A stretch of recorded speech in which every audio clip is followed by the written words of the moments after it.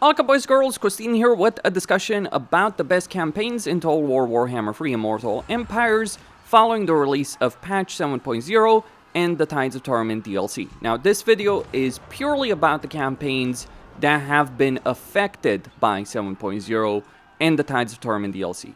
Malachi is still GOAT in the game, are both still good, but it's not about that specific discussion. So at number 5, we start with Wulfrik the Wanderer, who finally is a Wanderer. Between the Norsca rework and his Legendary Lord rework, he is in a significantly better position. He starts off the coast of Lustria with an army and a hero over there, the same army he's had for a while, and he also starts right here with the Troll Fjord in the Vanaheim Mountains. Now, when you start this campaign, you defeat an initial army of really Estalia, if I'm not mistaken, the New World colonies. They're Empire, but really in the lore they're Estalia, if I'm not mistaken. Anyway, you defeat this army, you take this specific settlement, and I would recommend probably using a Chaos Altar of Slaanesh. The reason you want to do a Chaos Altar of Slaanesh is you can then use that Chaos Altar for the sake of extra growth, and you can then start building certain other things up as well. Now, the important thing with regards to Wulfrik, and when you take that initial settlement, you'll be able to give away the Troll Fjord, get a lot of money in the process, and then you can use the Seafang ability. Seafang allows you every couple of turns, or quite a few turns, to teleport to a particular settlement. So if you want to go back to Norsca from turn 1, you have that ability. But in this particular case, what I am actually going to do is I'm going to teleport to the Ziggurat of Dawn. You can do this on turn 1, you can do it on turn 2, but regardless, the reason you want to do so is because Norsca has that ability of confederating factions by defeating their army leaders. And if you can win this battle against Kull, you can get Skeggi very quickly in this campaign. So that means you'll get the tier 2 settlement, you'll get the Ziggurat of Dawn, and you'll be in a position to deal with the New World colonies. Though specifics on that may depend on how you do handle the campaign here. There's different possibilities on this, exactly different difficulties, but that is the benefit of Wulfrik. Beyond that, he also gets cooldown reduction for Seafang, teleportation ratio, also casualty replenishment, and increased plunder from encounters at sea, faction-wide. So you're in a good position. You actually do have a lot of different choices because, again, Wulfrik can teleport. You don't need to stay on Lustria. You can. It's not the worst thing in the world, actually, because Wulfrik's mobility on the campaign map gives him so many different options, and his ability of having so much movement range does allow him to navigate the Lustrian situation much better than most other Legendary Lords. You do have that issue of lower growth, not the Troll Kingdom, etc. But if you're looking to play quote-unquote a generic Norscan campaign, this is the one for you. At number 4, we have Tyrion of the High Elves. Tyrion has always been a strong Legendary Lord in Warhammer 3. In fact, he has been a strong Legendary Lord since he was introduced in Warhammer 2. Now, he hasn't gotten a skill line update, and maybe he should have gotten a skill line update to at least change the way the bloodline of an Aryan works, because the Majesty of Ulthuan is just significantly better. But regardless of that, Tyrion is in a good position. He can get a lot of money through his quest battles, and he can also use Archmages in order to get instant and free construction in his settlements. But what Creative Assembly has done for him has just amplified his already existing strengths. So one of the crucial aspects about this is that he is now going to gain far more influence than before. High Elves in general gain far more influence than they did before. Especially for Tyrion if you're fighting battles in Ulthuan. So it's doubled in Ulthuan. So that means your early game in particular is going to be that much faster. And influence is an important factor because it now gives you the ability of confederating other Legendary Lords. In particular, Alariel is much easier to do a confederation with. Previously, you could do a confederation with her fast, but the issue was you could either do it fast and then have to spend a lot of money getting her structures in order, Or you could wait and then just slow it down significantly. Now you can choose when you want that kind of confederation to actually happen. So that is a pretty significant benefit in Tyrion's campaign. But then you also have to acknowledge the fact that having bolt throwers at tier 2, having skycutters, mist mages, all the new additions also helps out Tyrion's campaign quite a bit. Not as much as it should, like Lore Masters of Poets, they're tier 4, Handmaid's still only increasing capacity at tier 4, etc., etc. But that confederation with Alariel alone makes this campaign that much better. But that's a general high elf thing. Then you add into that specific situation things like Supply Host, Elven Militia, which allows you for 75 influence with the 10 turn cooldown to summon an army from a high elven settlement. And it can even be a neutral settlement. So for instance, over here, I can summon an army from Safari and then use that army to capture Safari itself using Tyrion, using it. And that is a pretty big deal. Now, that avoids a situation where Alariel would just capture, say for instance, Torfinua. So every aspect of this campaign has been improved compared to where it was before. You also have various other things available in this campaign, like you can allow an army to take 50% damage but instantly finish construction in that region. That allows you to get to tier 3 and maybe even tier 4 much faster than before. So for instance, over here, I'm tier 3, I've got a good amount of money, I still have the Sunfang quest spell, I'll be tier 4 by turn 15 or something like that, using Tyrion's campaign dynamic. So it's amplifying all the strengths that Tyrion already had. Now, the victory conditions still aren't especially great, and yes, having to perform 15 of these actions for a short campaign victory condition is not especially great. I would say 7, maybe 10 at most, would be reasonable. 15 is just going to create a situation where you're doing a bunch of these actions just for the sake of doing it. But you have the influence to get confederations much faster, you're in a position to take advantage of that, and you'll be able to get not only Alariel, but every other legendary lord much quicker. Alith Anar may get more bursts of influence, but Tyrion has a bigger sustainability of influence throughout the campaign, even though you might be forced to spend it throughout. He's also very powerful in combat, and of course the new additions of Tides of Torment do help him out. Victory conditions could have been improved, hero tiers and unit tiers, especially white lines, could have been improved, but yes, a substantially improved campaign dynamic than before. At number 3, we have Throgg the Troll King and his glorious troll empire of monsters and diplomacy, funnily enough. Because you see, Norsca has the ability of vassalizing certain factions with diplomacy, or virtually every single faction with diplomacy, provided you give them a good enough settlement for them to be willing to accept that. So for instance, in this particular campaign, I'm just going to march Wulfrik on Marienburg and sell it to Karl Franz and make him my vassal. And he will be very powerful once he has control of Marienburg because of the port that he has. And that port is actually more useful for Karl than it is for me. That is one of the really powerful dynamics of Throgg, alongside the Troll Empire, the ability of recruiting all kinds of trolls, battle trolls, cast trolls, armor cast trolls, river trolls, and stone trolls, beyond regular Norscan trolls and Norscan ice trolls, and all those kind of benefits. Throgg, on top of that, benefits from this kind of starting position over here in the Mountains of Hell, because he can confederate Wulfrik, he can deal with Azazel, he can vassalize Kislev, vassalize Throgg, hell, you could even vassalize Malachi if you want to, or Chaos. You can play the Order side, you can play the Chaos side. You do have all of those different decisions to be made. And the dynamics in this campaign, from the higher growth that he gets through the troll tunnels that give him growth and income, does mean that this is the best Norscan campaign in the game, and it's not even close. In fact, I was quite tempted when making this video to put Throgg higher on the list.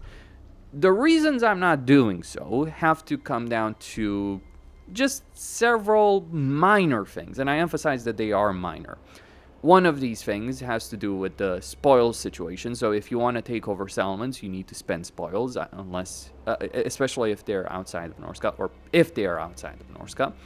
Then we have to consider the cast altar system, and on top of that, the constant repeatable monster hunts, which you cannot resolve, you have to find them manually. Fun once or twice, but then they get, well, let's just say they get a bit exhausting very, very quickly. Again, minor stuff, but enough for me to say, okay, it's a good campaign, it's much better than where it was before, it's an S-tier campaign without a doubt. There's just a couple of quibbles that prevent it from being at the top of this list. Because a good campaign, from my view, is a campaign where everything just works very, very well. Or the vast majority of systems in that campaign work based on the current dynamics of the game. And Throgg is almost there, I wish to emphasize, but just not quite there yet. Further improvements to Norsca, diplomacy, vassalization, etc.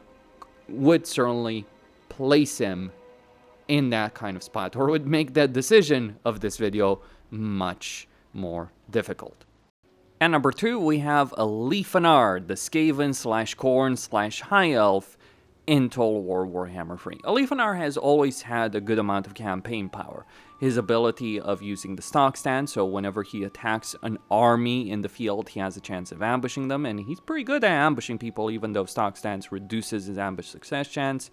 His ability of using the Underway or Shadow Realm pathways make him very powerful. On top of that, the fact that he can assassinate or deal with certain targets on the campaign map, even if they can be very far away, does mean his campaign benefits immensely from a lot of money, a lot of faction effects like diplomatic relations, recruitment costs for Shadow Warriors, all that kind of stuff.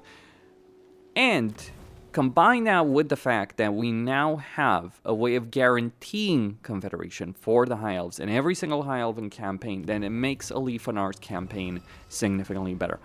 On top of that, he now has Temperate Climate and Temperate Island as suitable climates in the game. So he's gone from a smaller campaign area that was really limited to Norsca, Kislev, and Nagrand, with potentially the Darklands if you were willing to go that far, to a campaign area that spans a significant amount of the world with a suitable climate. Climate suitability is one of those significant campaign limitations that any player has to deal with. It doesn't stop you, it does mean that taking certain bits of territory is just far less worth it. And you, again, have choices in this campaign. Do you go deal with Malekith as quickly as possible to potentially achieve your short campaign victory condition and maybe save Grumbrindle?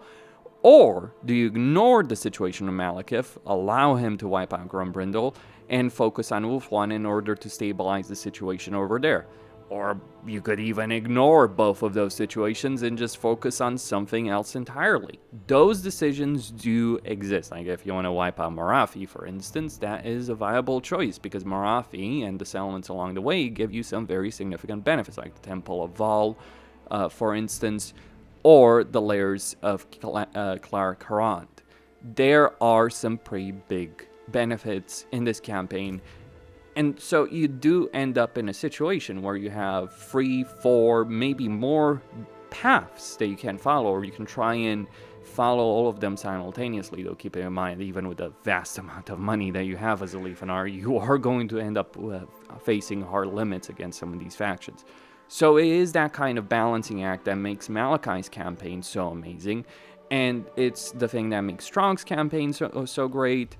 And we now have it really in Alith Anar's campaign. Alith Anar has always had that kind of dynamic where you have to choose what you're going to focus on, because you got Bellicor to the east, you've got Hellebron to the north, you got Salustra to the south, and Malekith to the west. But now that has been amplified, and so as a player, you have significantly more choices and better choices than you ever did before. It can be a tricky campaign, but it can also be an amazing campaign to actually play in the game. And he also has the unique Shadow Walkers, And, of course, a focus on Shadow Warriors if you own the Queen of the Crown DLC. You don't need to own any DLC to be able to recruit Shadow Walkers. Those are unique units to Alith Anar, not the most unique units, but having a high elf that kind of plays like a Skaven with a bit of Khorne sprinkled in. Why do I say Khorne? Because he gets replenishes campaign movement range after winning a battle.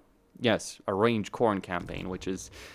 I'm sure Khorne is displeased about that. Maybe a Kain campaign. Oh, Khorne is very displeased on that. Khorne doesn't like Kain, suffice to say. But yeah, great campaign. Limited only from the perspective that Creative Assembly could have done more for the High Elf, so that is the only issue. But as a campaign, as a Legendary Lord, as the dynamics that you do have to deal with, it has been significantly improved. So, number 2 on this list. Finally, at number 1, we have Lokhir Fellheart of the Dark Elves. So Lokhir did get some very significant benefits in patch 7.0, and he stole a mechanic from Aislinn. I mean, I guess he is the greatest part of the seas if he can just go to a Legendary Lord and say, oh, nice mechanic. I think I'm just going to take that. So basically what Lokhir has gotten is he now has the ability of taking control of Aislinn's special sea lanes. And he can use those like I have used over here, for instance. It's not as fast as Aislinn, so you won't get instant teleportation of armies on the same turn as Aislinn does, but it doesn't necessarily matter all that much. It is a significant amount of campaign mobility that you now have available to Lokhir that you didn't have before. On top of that, his victory conditions, at least his long campaign victory conditions, have been updated to a certain extent. By the way, to get access to those sea lanes, all you need to do is gain control of the eastern colonies, which is not necessarily the biggest deal in the world. But that's only part of it. See, Lokhir has always been a really good naval faction because he's been able to get more black arcs than anyone else. He gets a black arc for every major port he controls. That ends up being a significant number of black arcs in a campaign. And those black arcs, funnily enough, do not cost supply lines. Maybe they should to some extent, but yes, you do end up having a fairly ridiculous number of them in a campaign. And yes, they do cost upkeep. There is an upkeep cost to the lords, but each black arc, while it is an investment of money, it can recruit troops, it can recruit heroes, it can recruit lords even. While it doesn't increase hero capacity, it does provide some very tangible benefits in a campaign. Like Black Arcs replace global recruitment for the Dark Elves. That is the system. They no longer start with the tier 1 barracks, so you won't just be able to recruit Black Arc and get Black Arc Corsairs instantly, but considering the other benefits that Black Arcs have gotten in a campaign, I would say it more than makes up for it. At least for Lokhir, not necessarily for the other Dark Elf. So it's less of a Dark Elf rework, more of a Lokhir rework. So beyond the sea lanes from Aisliinn that he takes, including one that is available to everyone from Cafe. It existed before, but it didn't bring someone here. But beyond those new sea lanes, what Lokhir has also gotten is new dictats. So he can now improve campaign movement range whilst at sea for armies in nearby regions. So it improves the movement range for armies right here. Like, for instance, over here, you know, if I had some movement range to spare. But that is one of those. The other one, very importantly, is shipbuilding. Now, this is significant. So it's less growth in the province, though Dark Elves already have pretty good growth because they have instant construction. But very importantly, gives you Black Arc growth for armies in nearby sea regions. So a sea region of a particular campaign will benefit from that. And then on top of that, for the person who owns the most Black Arcs of anyone in a campaign, he can generate 500 gold for each Black Arc you control. And keep in mind, this can be done in every province. So yes, Lokhir does not care whatsoever about financials. Lokhir is a monster. This is an ability that just prints so much money so often, it gets to the point of ridiculous. So you have vast armies, vast resources, extra growth. you are the king of the seas. There is no campaign in the game from 7.0 that was altered or introduced in 7.0 that benefits more than Lokhir. This is the one campaign that was probably done by maybe one person and ends up being the best campaign by far because it just works. And then you have the ability for Lokhir to spend his movement range even while he's deep inland to travel to a Black Ark, so he gets even extra mobility. It's not quite the same capability that Wulfrik has, and the cooldown is longer, but it does give you a huge amount of flexibility that you didn't have before. Now, Dark Elves do have problems with their roster, specifically in the late game. Undeniably so. But the late game doesn't quite exist right now. This is something that they might address with the Lords of the End Times DLC, but not right now. And to finalize this video, you might ask, well, what about the Kala, the Mask, Sail, and Aislinn? Well, I think I'll let Lokhir answer on my perspective what I think of those legendary lords. They cannot hear you now. Once again, you prove too weak and powerless to do anything.